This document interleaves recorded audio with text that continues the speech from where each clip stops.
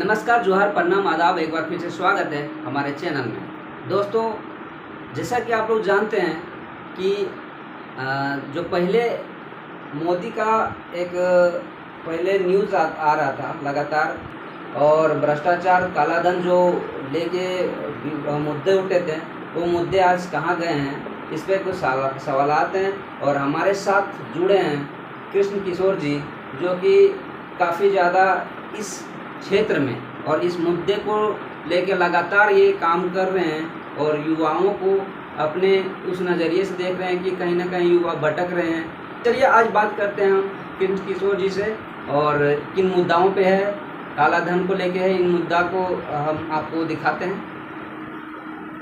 नमस्कार सर। नमस्ते।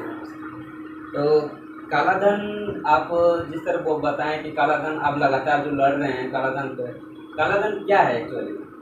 देखिए, हमारे देश का जो पैसा है वो अनैतिक तरीके से या तो विदेश भेज दिया जाता है या देश के अंदर ही सरकार के जानकारी के बिना उसे छुपा दिया जाता है, या फिर ऐसे ऐसे कार्यों में लगाया जाता है जिसकी जानकारी सरकार को नहीं होती। इससे क्या होता है कि सरकार को पता नहीं चल पाता है कि पैसा कहाँ जा रहा है, और काला धन के रूप में लोग हमारे देश का पैसा, हमारी इकोनॉमी का पैसा विदेश भेज देते हैं और बक्सा में को भर के रखते हैं, अलमीरा में रखते हैं और बोरा में रखते हैं।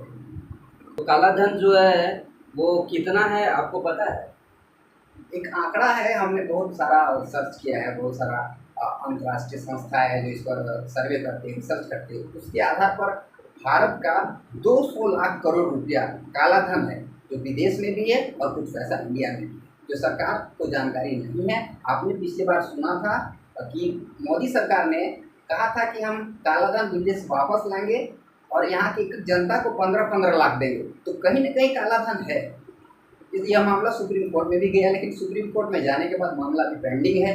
लोग इस ओर ध्यान नहीं दे रहे हैं, लोग बेरोजगार हैं। सरकार कहती है मेरे पास पैसा नहीं है, हम लोग को रोजगार नहीं दे पाएंगे, नौकरी नहीं दे पाएंगे। तो मेरा कहना है काला धन वापस लाइए, वो पैसा से लोगों को रोजगार दीजिए, लोगों को नौकरियां दीजिए। आप क्या कर रहे हैं सिस्टम में बैठ के? हमारे देश का स्थिति दिन प्रतिदिन खराब हो रहा है, महंगाई बढ़ रहा है, बेरोजगारी बढ़ रहा है, भ्रष्टाचार बढ़ रहा है, धांधली बढ़ रहा है, कमीशनखोरी बढ़ रहा है। तो आप क्या कर रहे हैं? आपको इस पर काम करने की आवश्यकता है। तो क्या लगता है कि ये किस तरह से वापस आ सकता है? देखिए, सरकार को एक पैनल बनाना चाहिए, सरकार को एक कमेटी बनानी चाहिए, और वो कमेटी को यह जिम्मेदारी दे देना चाहिए कि विभिन्न देशों में जाके बात करें, चाहे वो स्विट्जरलैंड में हो, चाहे शंघाई हो, चाहे अमेरिका के या किसी अन्य बैंकों में हो, वहाँ बात करें, वहाँ की सरकार से बात करें, अंतर्राष्ट्रीय संस्थाओं से बात करें कि हमारे देश का जो पैसा आपने रखा हुआ है अनैतिक तरीके से, उसे हमें रिटर्न कीजिए। क्योंकि काला धन जो होता है बेनामी संपत्ति होता है, पता नहीं चलता है किसका कितना पैसा है। इसलिए सरकार को इस पर पहल करने की आवश्यकता है। तो अगर काला धन किसी तरह से आता है तो काला धन फिर जनता तक कैसे पहुंचाया जाएगा, कैसे जनता तक पहुंचेगी? देखिए, जब हमारे देश में विभिन्न बैंक हैं, लोगों को सरकार के द्वारा बैंक अकाउंट खोला जाता है, लोग खुद से बैंक अकाउंट खोलते हैं, तो सरकार के पास एक आंकड़ा है कि हमारे देश में 60 करोड़ बैंक खाते हैं या 80 करोड़ बैंक खाते हैं। उन बैंक खातों के माध्यम से जनता को दे दे, 15-15 लाख दे, या फिर कैलकुलेशन करेंगे एक व्यक्ति को कितना दिया जाना चाहिए। करोड़ रुपया भी दिया जा सकता है, 2 करोड़ भी दिया जा सकता है, 5 करोड़ भी दिया जा सकता है। यह काला धन आएगा तभी तो यह संभव है। क्या लगता है कि करोड़पति बनाना इतना इजी, इतनी आसानी से करोड़पति बन जाएंगे? आप देखिए, अमेरिका का सिस्टम जो है, वहाँ के लोग विकसित क्यों हैं, वहाँ के लोग करोड़पति क्यों हैं? वहाँ बहुत कम लोग हैं जो गरीब हैं। इसके पीछे कारण है, सरकार ने वहाँ एक सिस्टम डेवलप किया है। आप हमारे देश में देखिए कि 2024-25 का जो बजट है 48.21 लाख करोड़ का है। अगर एक व्यक्ति में डिवाइड करेंगे। दूसरी बात, हमारे देश में जो पैसा छपता है, चाहे वो आरबीआई छापे या भारत सरकार छापे, पैसा छापने के बाद जो सरकारी खजाने में जमा होता है, सरकारी खजाने में क्यों जमा होगा? पैसा छपने के बाद जनता के खातों में जाना चाहिए। दूसरी बात, आप हमारे देश में देख रहे हैं मुकेश अंबानी के पास 20 लाख करोड़ का संपत्ति, गौतम अडानी के पास 15 लाख करोड़ का संपत्ति, किसी के पास 10 लाख करोड़ की संपत्ति, किसी के पास 5 लाख करोड़ की संपत्ति, किसी के पास 90,000 करोड़ की संपत्ति। ये हमारे देश के साथ अत्याचार है कि नहीं? देश के लोग के साथ अत्याचार है कि नहीं? हमारे देश में 1978 में संपत्ति का मौलिक अधिकार कानून को हटा दिया गया। अगर वो कानून आज रहता तो जनता भी हक मांगती कि हमें भी मोदी के प्रॉपर्टी में अधिकार चाहिए, हमें भी अडानी के संपत्ति में अधिकार चाहिए। आज पैसा जो है 200 लोगों के पास हमारे देश का, और 80% जनता गरीबी रेखा से नीचे जीवन यापन कर रही है। क्या इसे खत्म नहीं किया जाना चाहिए? क्या अडानी और अंबानी का संपत्ति जनता के बीच नहीं बांटा जाना चाहिए? और इन लोगों ने देश के हर एक कोने में कंपनी खोला है, फैक्ट्री खोला है। उन फैक्ट्री और कंपनी से जो प्रॉफिट होता है उसका 50% जनता को दिया जाए। जनता को मैं गारंटी करता हूँ कि एक जनता करोड़पति बनाया जा सकता है। मेरे पास फॉर्मूला है और इस पर आंदोलन करने की जरूरत है। अगर यह आंदोलन तेज होगा तो मैं दावा के साथ और आपके चैनल के माध्यम से यह गारंटी करता हूँ कि एक व्यक्ति करोड़पति बनाऊंगा। तो जिस तरह से आपने दावा किया है कि मैं जनता को, हर एक जनता को करोड़पति बनाऊंगा, तो ये चीज़ पॉसिबल है या नहीं है आप लोग भी बताइएगा।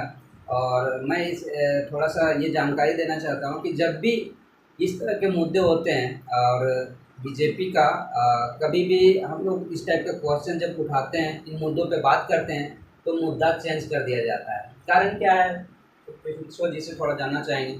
देखिए, जितने भी बड़े लोग हैं वो सभी बड़े लोग सरकार के इर्द गिर्द वाले आदमी होते हैं, सरकार के दोस्त होते हैं। उनका भूमिका रहता है सरकार बनाने में। सरकार बनाने वक्त वो लोग लाखों करोड़ों रुपया खर्च करते हैं सरकार बनाने के पीछे। तो सरकार क्यों उन लोग के खिलाफ काम करेगी? इसीलिए मुद्दा को डाइवर्ट कर दिया जाता है। जनता का कैसे शोषण हो। आज देखिए, महंगाई चरम पर है हमारे देश में। आज 1 लाख का गाड़ी 1.5 लाख में बेचा जा रहा है, 4 लाख का गाड़ी 5 लाख में बेचा जा रहा है, 200 का रिचार्ज 300 में किया जा रहा है, 20 रुपया का आटा 40 रुपया में बेचा जा रहा है, 70 रुपया का पेट्रोल 100 रुपया में बेचा जा रहा है, 5 लाख का सामान 15 लाख में बेचा जा रहा है। सरकार कहाँ है? सरकार क्या कर रही है? सरकार क्यों नहीं अंकुश लगाती है? क्योंकि सरकार के सब दोस्त ही लोग हैं। सरकार नहीं चाहती है कि दोस्त लोग का बिजनेस हम खराब करें। जनता जो हो जाए, ये जनता से लेना देना इनको नहीं है। इनको अपने बड़े बड़े पूंजीपतियों से लेना देना है। इसलिए महंगाई बढ़ा हुआ है, बेरोजगारी बढ़ा हुआ है, भ्रष्टाचार बढ़ा हुआ है, घूसखोरी बढ़ा हुआ है, काला धन बढ़ा हुआ है हमारे देश में। तो दोस्तों, इनकी बातों से बिल्कुल लग रहा है कि ये काला धन को वापस करने के पीछे इन्होंने बहुत मेहनत किया है और लगातार इन्होंने बहुत सारे रिकॉर्ड तैयार किए हैं और आगे आने वाले समय में लोगों को करोड़पति बनाने में अहम भूमिका निभाएंगे। लोगों से मैं प्रार्थना करना चाहता हूँ, लोगों को इससे जुड़ना चाहता हूँ कि आप भी अगर मुद्दे भटक चुके हैं तो प्लीज़ इन मुद्दाओं पर आइए। आगे भी आपको दिखाएंगे कि इन मुद्दाओं पर हम आगे किस तरह से क्या कदम उठा रहे हैं और लोगों को जानकारी किस तरह से देंगे, पहुंचाएंगे। और आपको क्या लगता है प्लीज़ कमेंट करके ज़रूर बताइएगा। धन्यवाद, मिलते हैं अगले वीडियो में। तब तक के लिए जय हिंद, जय झारखंड।